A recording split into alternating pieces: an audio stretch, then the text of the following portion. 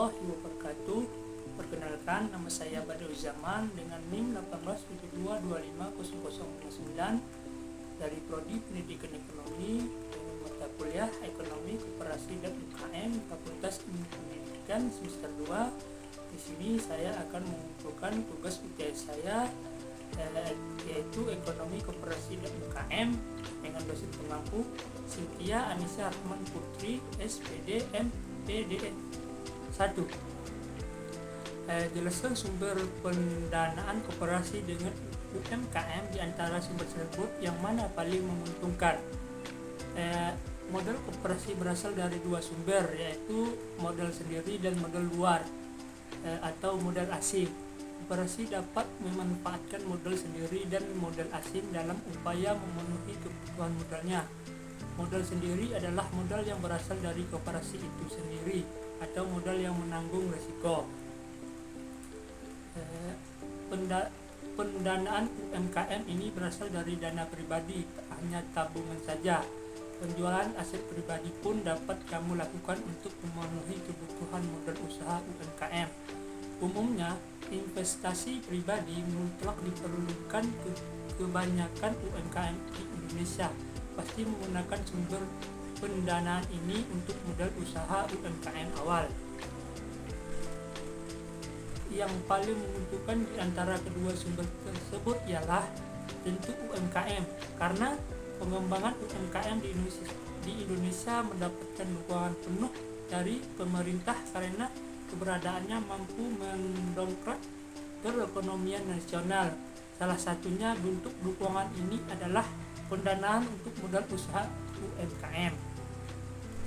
Soal yang kedua ialah apa kontribusi yang dapat diberikan oleh koperasi dan UKM terhadap ekonomi Indonesia?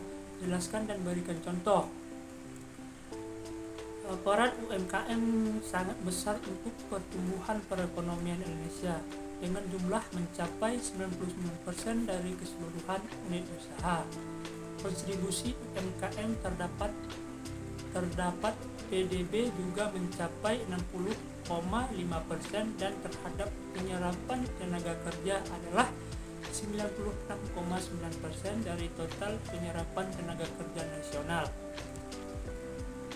Contohnya, UMKM memiliki kontribusi atau peranan yang cukup besar, yaitu perluasan kesempatan kerja dan penyerapan tenaga kerja, membentuk produk domestik bruto atau PDB, penyediaan jaringan pengaman terutama bagi masyarakat pendapatan rendah untuk menjalankan kegiatan ekonomi produktif. Soal yang ketiga yaitu menurut saudara apa saja faktor penghambat pengembangan UMKM? Keterbatasan sumber daya manusia. Sumber daya manusia menjadi salah satu penghambat UMKM yang cukup sering ditemukan. Masalah permodalan hingga saat ini. UMKM cenderung memakai modalnya sendiri dalam mengembangkan suatu usaha, minimnya pengaturan manajemen, sulitnya akses perizinan. 4. Jelaskan prinsip-prinsip koperasi menurut Undang-Undang Nomor 20 Tahun 1992. Prinsip-prinsip koperasi tersebut ada 7, yaitu 1. Keanggotaan bersifat sukarela dan terbuka. 2. Pengelolaan dilakukan secara demokratis. 3. Sisa hasil usaha atau SHU dilakukan secara adil sebanding dengan besarnya jasa usaha masing-masing anggota. Yang keempat, balas jasa yang terbatas terhadap modal. 5. Kemandirian. 6. Pendidikan perkooperasian. Yang ketujuh terakhir, kerjasama atau kemitraan. Sekian presentasi dari saya, kurang lebihnya saya mohon maaf. Assalamualaikum warahmatullahi wabarakatuh.